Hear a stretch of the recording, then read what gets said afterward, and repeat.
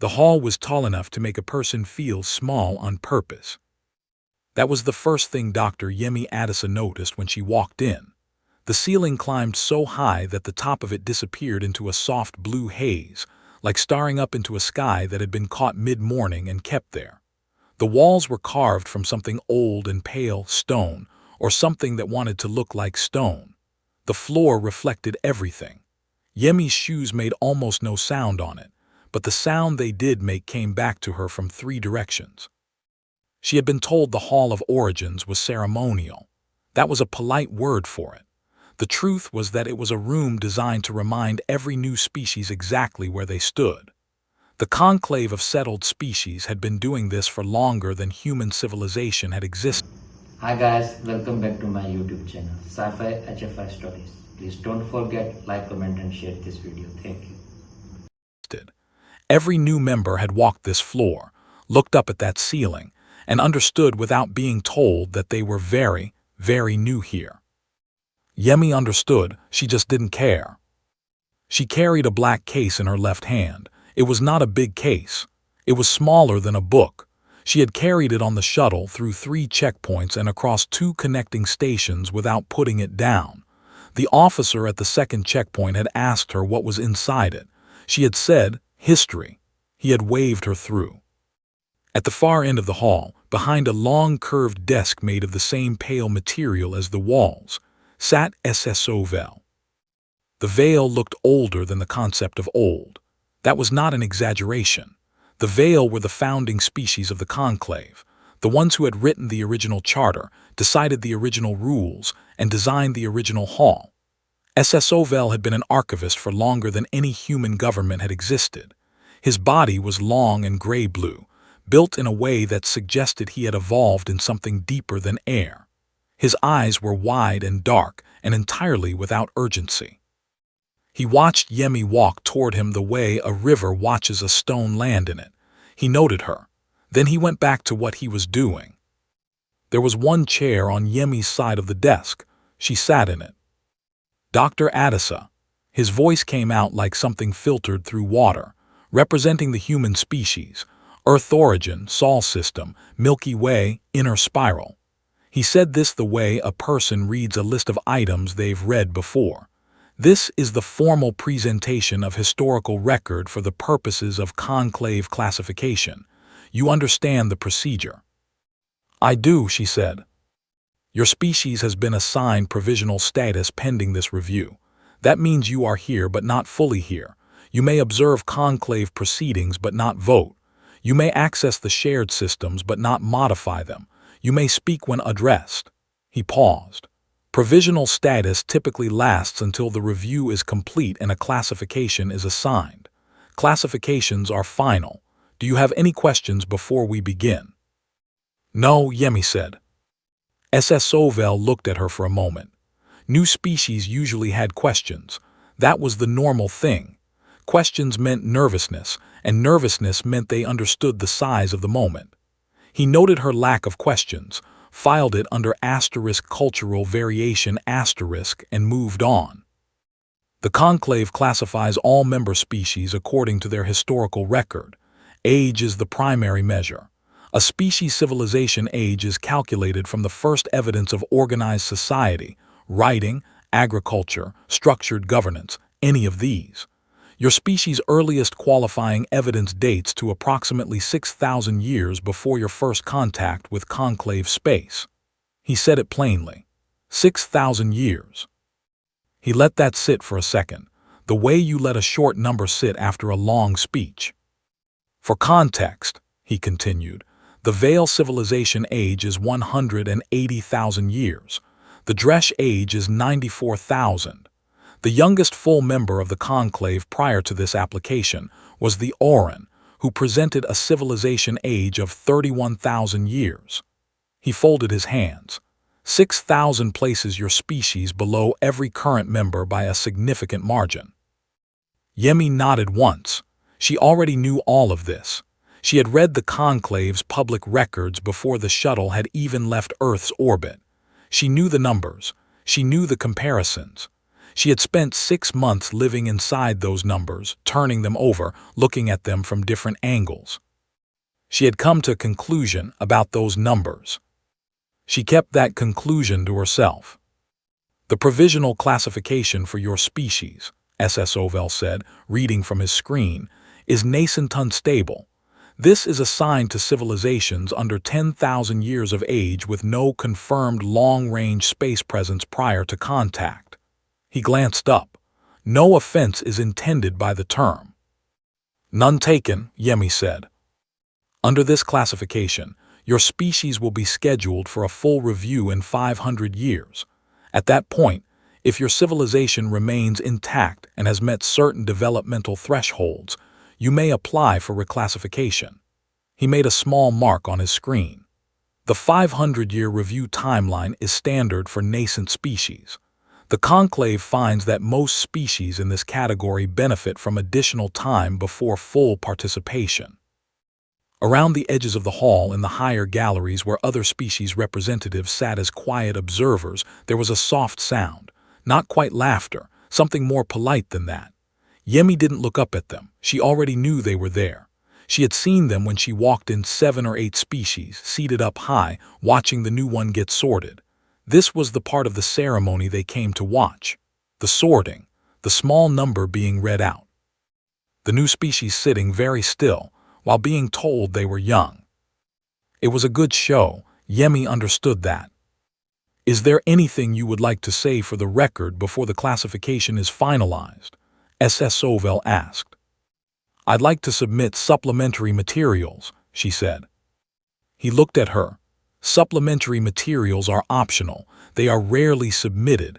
They do not alter the classification process. I understand that, Yemi said. We prepared a few things anyway. She put the black case on the table and opened it.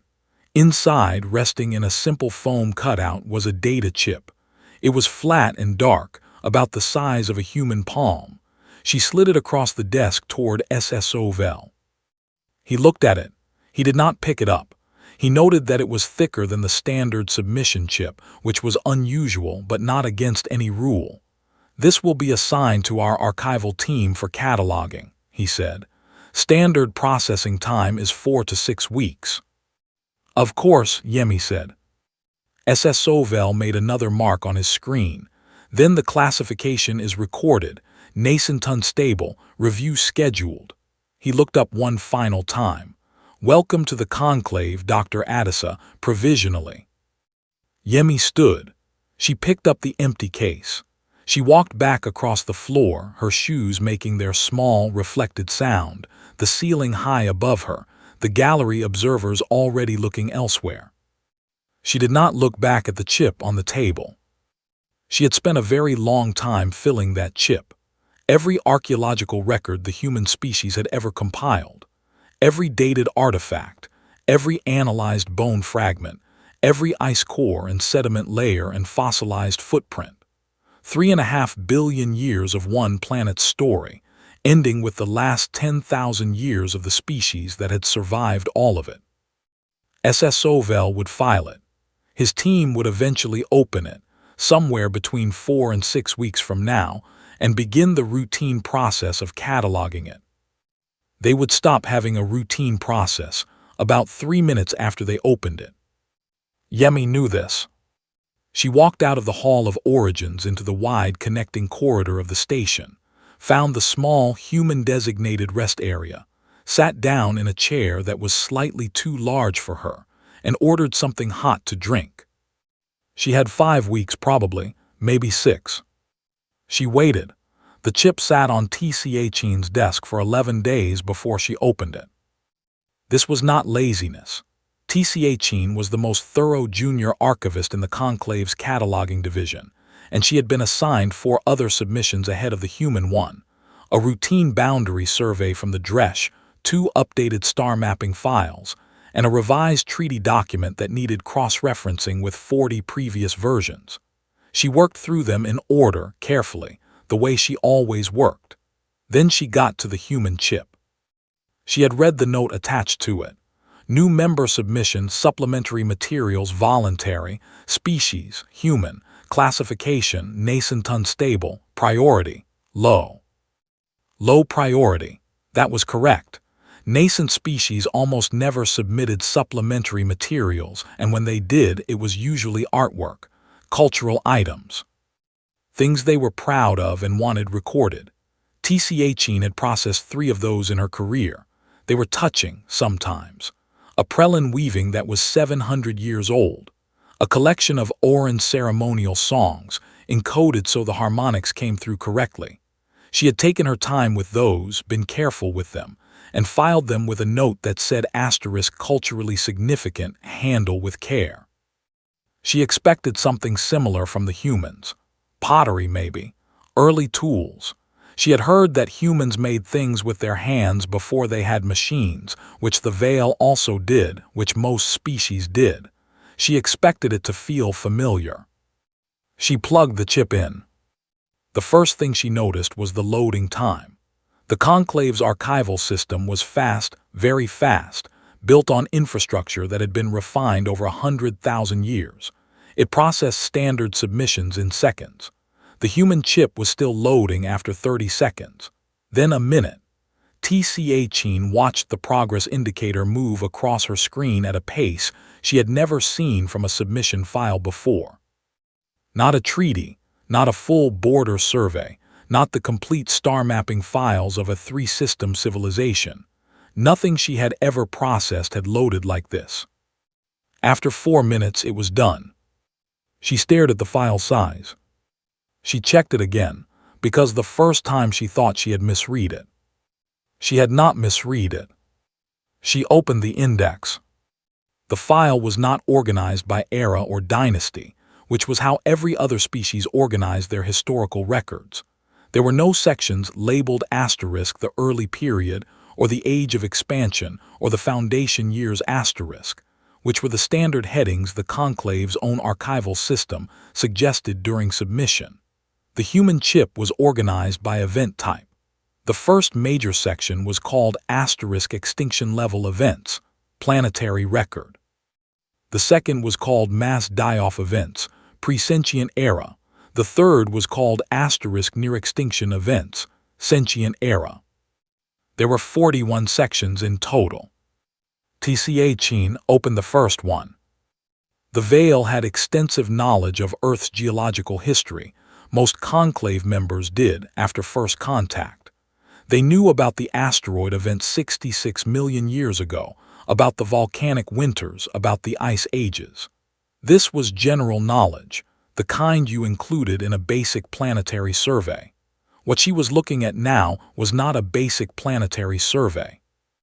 It was a complete record, every major extinction event Earth had experienced, cross-referenced with fossil data, ice core analysis, geological layers, and where they existed, early biological markers that showed what had survived. The level of detail was extraordinary. Humans had apparently spent a very long time digging into their own planet and writing down exactly what they found. She started reading. She told herself she would skim.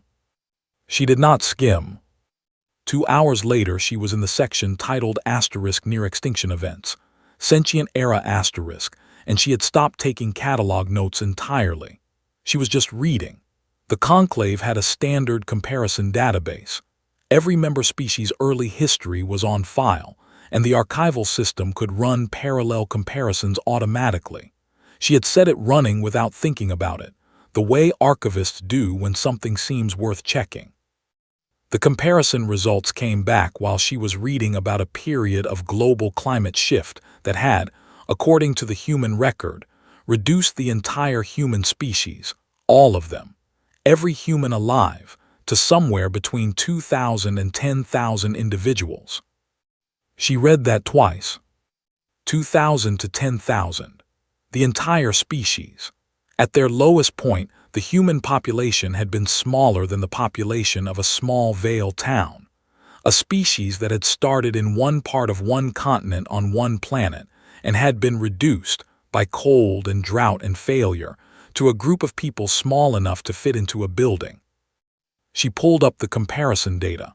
She wanted to see how the Veil had done at their equivalent stage. The Vale had not had an equivalent stage. Their early history showed a stable, temperate climate for their entire developmental period, minimal predation from other species, no significant geological events. They had grown from their first settlements to their first cities in an almost straight upward line, uninterrupted. The database flagged this as *optimal developmental conditions. She looked back at the human record. The human developmental period looked like something had tried very hard to stop it, multiple times, from multiple directions at once. She opened the next section. It covered the period after the near-extinction event.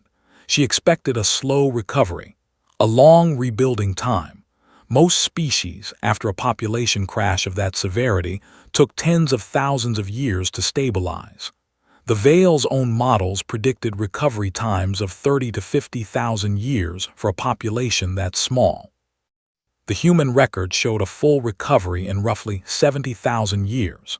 From 2,000 individuals to a stable global population, through ice ages and megafauna and early disease, in 70,000 years. Tchin sat back in her chair. The Vale had been a spacefaring species for 180,000 years, the Dresh for nearly 100,000.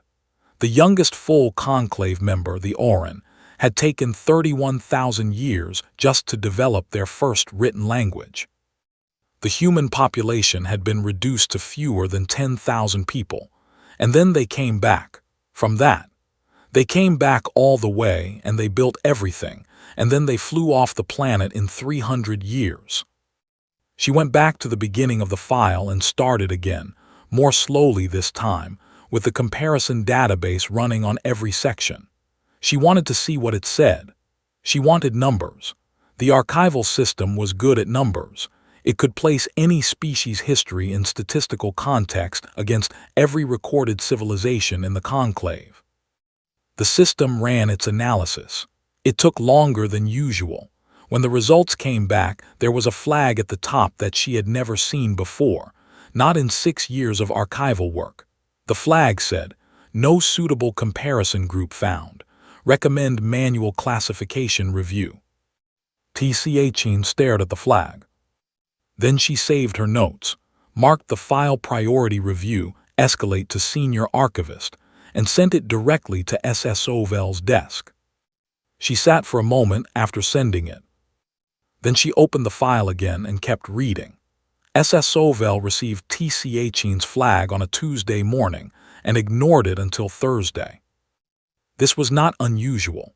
Priority flags from junior archivists came in regularly, and they almost always turned out to be minor anomalies.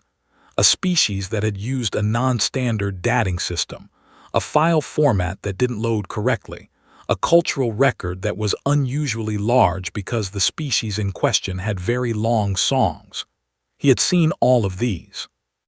He processed them in order, behind everything else, because junior archivists were thorough, but they were also young.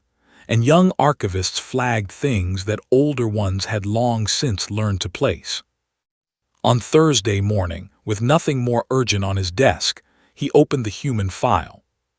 He read Tchin's notes first. Then he opened the file itself.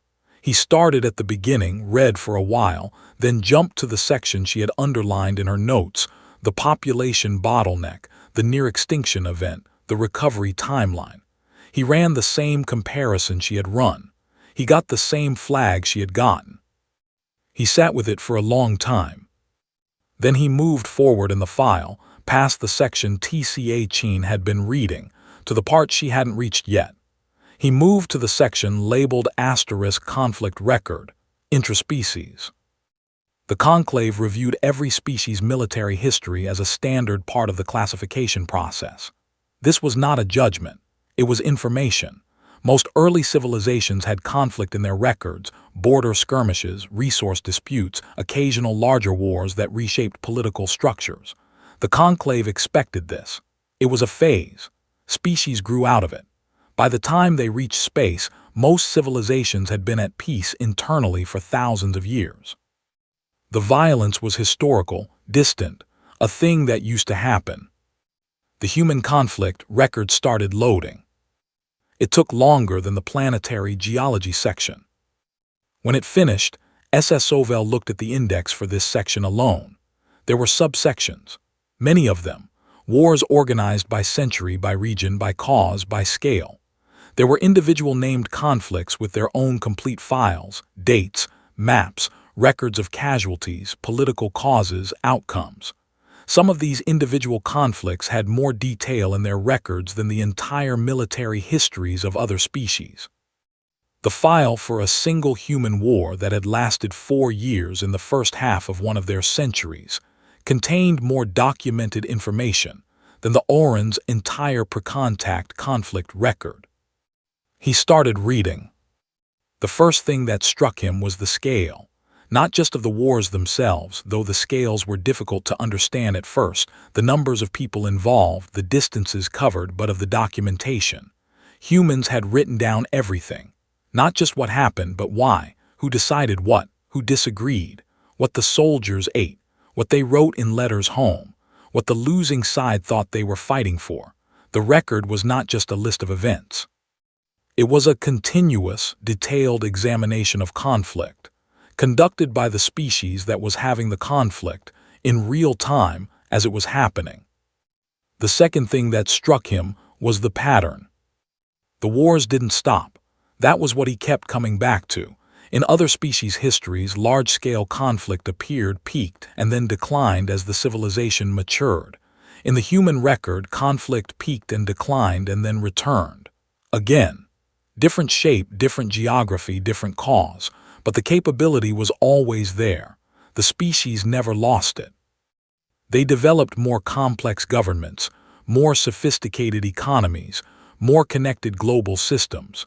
And they also developed more efficient ways to fight each other, at the same time, in parallel, as if both things were simply part of the same process. And then, around the middle of their last century before space travel, something shifted. SS Ovel read this section 3 times to make sure he understood it. The humans did not stop being capable of war. They did not lose the weapons or forget the methods. What they did, as far as he could tell, was decide, collectively, through decades of painful and costly international negotiation, to build a system of agreements that made large-scale war too expensive and too complicated to start. They built institutions whose only job was to keep talking when everyone wanted to stop talking. They wrote down rules. Not just for peace, but for war, rules about how conflict had to be conducted, what was not allowed, what counted as a violation, who would respond if those rules were broken. They made laws for how to fight. SS Ovel found this the most unusual thing he had ever read in an archival record. He had reviewed the histories of hundreds of species. None of them had done this. When species ended their wars, they ended them because one side won, or because both sides exhausted themselves, or because enough time passed that the reason for fighting became irrelevant. They did not build legal frameworks around the concept of war while continuing to exist in a state of technical readiness. He closed his screen. He sent a message to the full council requesting an emergency session. Then he sent a second message to the human delegation's contact address, asking Dr. Adisa to make herself available for a direct session later that week. The council chamber was smaller than the Hall of Origins. It was built for working, not ceremony, a round table, good light, no haze at the ceiling. 12 council members were present. Yemi sat on one side of the table alone. She had brought nothing with her. No case, no chip, no documents, just herself and a glass of water that she did not drink. SS Ovel opened the session. "We have reviewed portions of your supplementary submission," he said. "We have several questions regarding your species' conflict record." "Of course," Yemi said. "Your species has documented over 40 major large-scale conflicts within the last 3,000 years of your pre-contact history. This is significantly higher than any species in the conclave's recorded membership." "Yes," Yemi said. One of the other council members, a tall blue-gray dresh named Oavel, leaned forward slightly. We note that your species is currently not engaged in large-scale internal conflict. Is that accurate? That's accurate, Yemi said. Not at any significant scale, not formally. Can you explain why not? Oavel asked. There was a slight pause around the table. This was the question they had all been building toward. The conclave's models for species behavior said that a species with this level of conflict in its recent history should still be in active conflict at the point of first space contact, or should have exhausted itself into a long peace held together by exhaustion rather than structure. The humans appeared to be neither. Yemi picked up her glass, looked at it for a moment without drinking, and put it back down. We got better at it, she said. There wasn't much left to learn. The room was quiet. 11 seconds passed. SS Oavel counted them later, reviewing the session recording. Oavel spoke first. Better at conflict or better at avoiding it? Both are the same thing in the end, Yemi said. Once you've done it enough times, you understand what it costs. You build the systems that make it harder to start because you know exactly where it goes. We built those systems because we'd already seen every version of what happens when you don't have them. Another council member, the Prelin representative, who was very old and very quiet, spoke from the far end of the table. Your record suggests your species was capable of considerable destruction. Yes, Yemi said. And you retain that capability. Yes, but chose not to use it, as a matter of deliberate policy. Yemi looked at him directly. We chose to make it very hard to use. That's different from getting rid of it. You don't forget how to do something just because you've decided it's too expensive to do anymore. The Prelin representative was quiet for a moment. Most species, by the time they reach space, have lost he paused, searching for the right word, the institutional knowledge of large-scale conflict. It becomes historical, abstract. I know, Yemi said. Yours has not. No, she said, ours hasn't. She said it the way you state a fact about weather, not proudly, not as a threat, the way you say something that simply is. The session continued for another 2 hours. There were more questions about governance structures, about the international framework she had referenced, about the specific capabilities the human military maintained and why. Yemi answered all of them, clearly, completely, without hedging. When it was over, the council members left the chamber in groups of 2 and 3, speaking quietly to each other in their own languages. SS Oavel remained at the table for a while after everyone else was gone, reviewing his notes. He had been an archivist for a very long time. He could not remember the last time a session had made him feel like he did not know something important. It was an unfamiliar feeling. He was trying to decide what to do with it. The chip was still being processed. According to TCH's latest update, she had reached section 12 of 41. He was beginning to suspect that sections 13 through 41 were not going to make him feel better. TCH had stopped sleeping regular hours. This was not a decision she made. It was something that happened gradually, the way most things that are not decisions happen. She would finish her other work, the routine cataloging, the standard filings, the small daily tasks that kept the archival division running, and then she would sit back down at her desk and open the human file. This had started as professional diligence. It had become something else. She was in section 22 now. The section was titled Cultural Record, Philosophy, Religion, and Ethics. She had been there for 6 days. The conclave had a standard framework for processing cultural submissions. There was a checklist, mythology, note the dominant themes, flag any that related to cosmic events or first contact scenarios, file under cultural cosmology. Religious practice, document the main systems, cross-reference with behavioral data, file under social structure. Art, catalog, note medium and period, file under creative output. TCH had run this checklist on dozens of species. It usually took 2 or 3 days per section.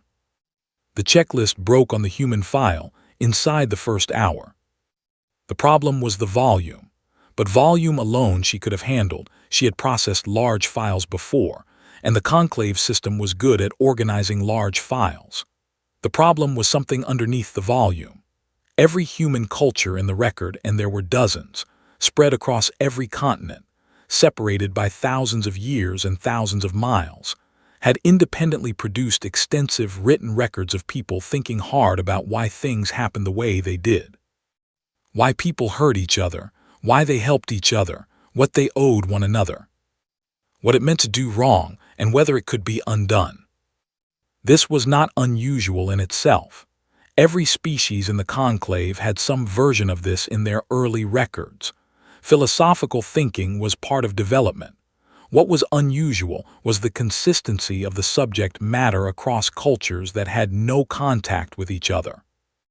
The Veil's early philosophical record was mostly concerned with order, how to build lasting systems, how to pass knowledge between generations, how to maintain what you had built. It was practical thinking, shaped by a civilization that had grown steadily and needed to keep growing. The human philosophical record was almost entirely concerned with suffering. Not in a dark way, or not only in a dark way. It was more that the central question humans kept returning to across every culture and every century she had read was some version of the same thing. This happened, it was terrible. What do we do now? How do you live after loss? How do you make meaning when things fall apart? How do you decide to keep going when you have seen how badly things can go? Every answer was different. Some cultures leaned toward acceptance, some toward resistance. Some built elaborate systems of belief that placed their suffering inside a larger story, something cosmic, something purposeful, so that it felt like part of a direction rather than just a wound. Others built careful logical frameworks that tried to take emotion out of the question entirely. None of the answers agreed with each other. What struck T.C.A.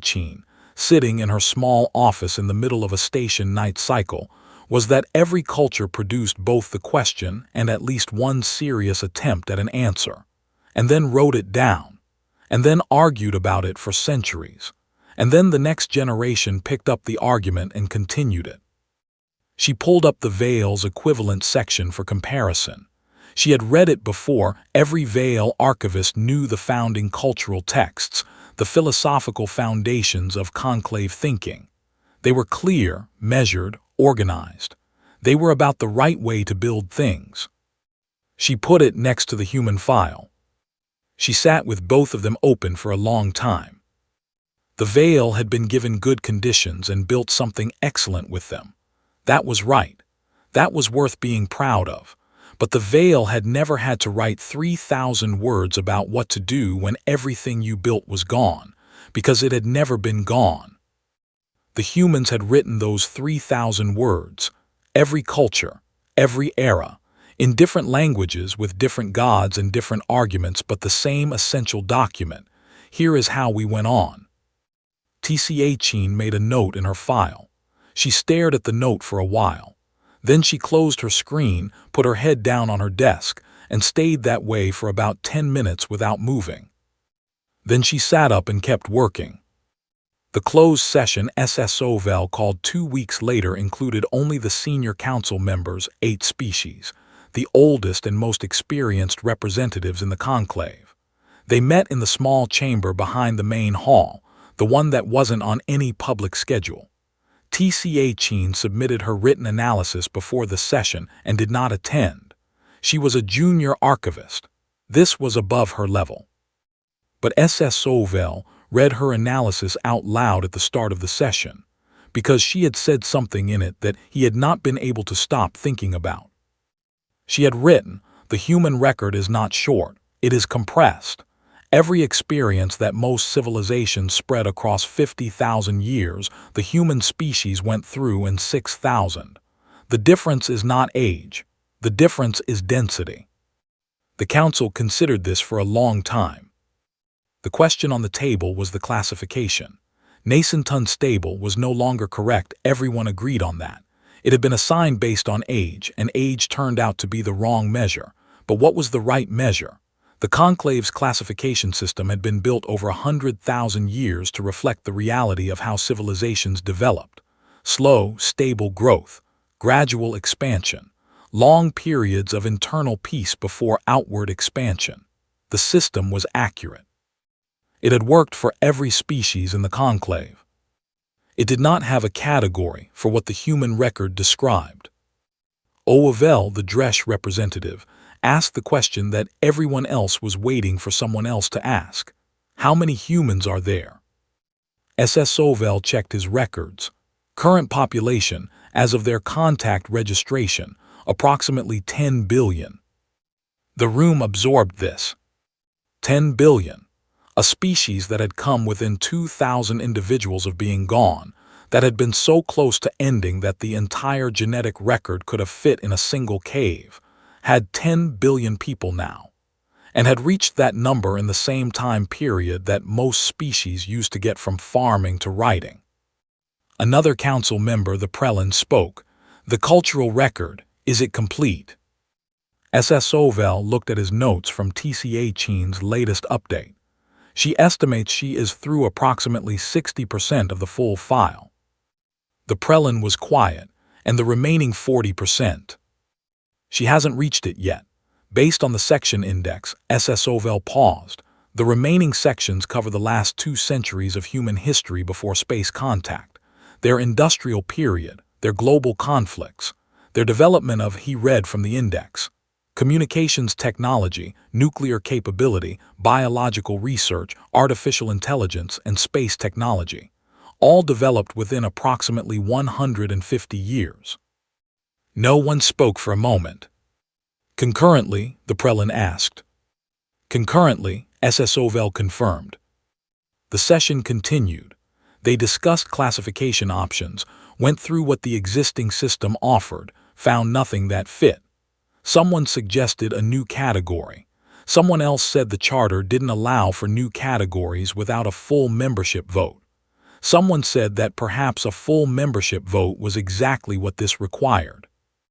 In the end, they agreed to extend the review period, wait for TCHine to finish the file, and reconvene. They left in small groups, quietly, the way people leave a room when they are still thinking about what was said in it. SS Ovel stayed behind. He looked at the table where the session had happened, at the notes he had taken, at the small screen in front of him that still showed the human file index with its 41 sections and its 60% progress bar. He thought about the population number, 10 billion from 10,000, a number so large and so unlikely that the conclave's own statistical models had flagged it as anomalous, a species that should not, by any standard model of population recovery, exist at this scale. He thought about what TCHine had written, not short, compressed. He thought about what Yemi had said in the session, in that flat, weather report voice of hers. Once you've done it enough times, you understand what it costs. He turned off the light and left the room. The chip kept being read. The vote was 11-1. The one dissenting vote came from a very old Prelin representative who had been on the council for longer than any current human government had existed. He did not vote against full membership because he thought the humans shouldn't have it. He voted against it because he felt the council was moving too fast, and he was the kind of person who voted his feelings even when he knew they wouldn't change the outcome. He noted his dissent in the record and said nothing further. The other 11 voted yes. It was the fastest full membership approval in conclave history. The previous record had been held by the Oran, who had been approved after a review process lasting 42 years. The human review had taken less than 3 months. This was, in the formal language of the vote record, described as * exceptional circumstances. What it actually was, as everyone in the room understood, was urgency. The nascent unstable * classification had stopped making sense the moment TCHine's first flagged report arrived on SS Ovel's desk, and the conclave had a policy, old, rarely invoked, that said you did not leave a misclassified species in a waiting room while you sorted out the paperwork. You fixed the paperwork. The paperwork was fixed. TCHine had finished the file 2 days before the vote. The final sections, the ones covering the last century and a half of human history, had taken her longer than all the previous sections combined. She had submitted her final report to SSOVEL and then taken 3 days of personal leave, which she had not taken in 2 years. Her final report was the longest document she had ever written. It ended with a paragraph that SSOVEL read several times. She had written, "The final section of the record covers a period in which the human species developed, simultaneously and within the same century. The ability to destroy all life on their planet, the ability to communicate instantly with every person on their planet, the ability to model and predict their own biological systems in complete detail, the ability to construct artificial intelligence, and the ability to leave their planet entirely. They did not develop these things one at a time carefully. They developed them all at once. And the thing I keep returning to is this: they knew what they were doing. The records show they knew exactly what each of these capabilities meant, what the risks were, what could go wrong. They wrote about it constantly. They argued about it in public forums and government chambers and scientific institutions. They were afraid of it. And they kept going anyway, because at some point in their history they learned that being afraid of something was not a reason to stop. SSOVEL had put the report down after reading that paragraph and looked at the wall of his office for a while.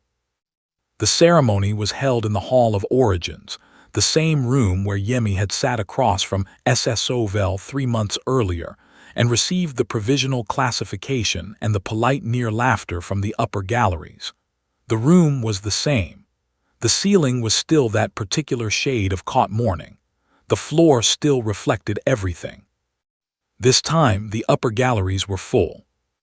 Word had moved through the station the way word always moved, quietly at first, then all at once. People knew something unusual had happened with the human review. They didn't know the details, but they knew that an emergency session had been called, and a new classification had been invented, and the fastest approval in conclave history had just occurred. And these things together meant that whatever had been in that chip was worth seeing the result of. So they came, all the species that had observers on the station and some who didn't normally bother. They filled the upper galleries and looked down at the curved desk and the 2 figures on either side of it. SSOVEL, standing for the formal reading of the decision, and Yemi Adisa, standing opposite him in the same clothes she had worn on the first day, because she had known from the first day that she would be coming back here for this. SSOVEL read the classification. Mature emergent. He said what it meant: full membership, full voting rights, full access to shared systems, immediate participation in all conclave proceedings. He said the vote count. He noted the exceptional review timeline. He noted that a new classification category had been created, as the existing system had not contained a suitable designation. He said all of this in the same filtered, measured voice he always used, and it sounded like he was reading it. He was not reading it, he had it memorized.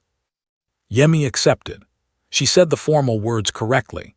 She had read the acceptance protocol months ago and memorized it the way she memorized most things, thoroughly and once. She said that humanity was honored to join the conclave, that they intended to contribute fully to its proceedings, that they looked forward to the relationships they would build with its members. They shook appendages, which was the conclave's standard closing gesture for formal occasions. SSOVEL's hand was cool and dry. Yemi's grip was firm in the way that people who are very calm sometimes have firm grips. The upper galleries made no sound, not the polite near laughter from before, not applause, just silence and the sense of a room full of beings looking very carefully at a thing they were still trying to understand. TCHine found Yemi in the same corridor she had used to leave the first time, the wide connecting passage off the main hall. Yemi was walking at an unhurried pace toward the human delegation section of the station. She was alone. TCHine had been waiting in the corridor for 40 minutes. which she was aware made her look the way she probably looked, which was like someone who had spent 3 months reading a document that had changed how she understood the word asterisk old and wanted to say something about it. "Dr. Adisa," she said. Yemi stopped and looked at her. "The archivist," she said, not unkindly, more like recognition. "I wanted to ask you something." TCHine stopped. She had planned this conversation several times in her head over the last few days, and it had gone better in her head than it appeared to be going now. "I read the file, all of it." "I know," Yemi said. "Your name was on the analysis reports." "When you submitted it," TCHine stopped again. She tried to arrange what she meant into something that could be said out loud. "Did you know what we would find in it?" Yemi looked at her for a moment. It was a considering look, not an impatient one. "We submitted the record," she said. "All of it. Everything we found and kept and wrote down. We've been digging up our own history for a long time. We know what's in it." "But did you know what it would?" TCHine made a small gesture that meant asterisk due to us asterisk or something close to it. Yemi was quiet for a second. "We've never been ashamed of it," she said. "That's all." She nodded a small final gesture and walked on. TCHine stood in the corridor and watched her go. Yemi's footsteps made a small sound that came back from the walls, steady and unhurried, and then she turned a corner and the sound stopped. The corridor was quiet. TCHine stood there for a while longer. She was thinking about the paragraph she had written at the end of her report, the one about being afraid and keeping going anyway, and she was thinking about whether she had understood it when she wrote it or only afterward, and she was thinking about the population number 10 billion from 10,000, and about the ancient poem she had read in section 22 that had made her leave the room. The chip was still in her lab. She had the files saved. She was allowed to keep them for the official record. She knew the file well enough now that she could go back to any part of it and find the piece she was thinking of. She knew where everything was. She had read it all once, carefully, and filed it correctly and written her report. She had not gone back to reread any of it. She turned and walked back toward her office. The station's night cycle was starting, the lights in the corridor shifting to a slightly cooler tone. Other people were moving through the passage in both directions, going about their evenings. TCHine walked past her office door without stopping. She went to the small common room at the end of the archival wing, got something warm to drink, and sat by the wide window that looked out at the docked ships and the long dark between them. She sat there for a long time, not reading anything. The Hall of Origins had seen 10,000 species walk in and submit their records. It had logged them, classified them, filed them, and moved on. This was correct. This was what records were for. You preserved them so that they existed, so that they could be known. The humans had known theirs for a long time. They had dug it up with their own hands, argued about what it meant, lost sleep over it, written poems about it. They had submitted it to a room full of strangers without hesitation, without apology. TCHine drank her drink. Outside the window, the ship sat still and the dark went on for a long way in every direction, and somewhere in it, in a system she could look up but didn't need to, there was a planet where everything in that file had actually happened. She sat with that for a while. Then she went to bed.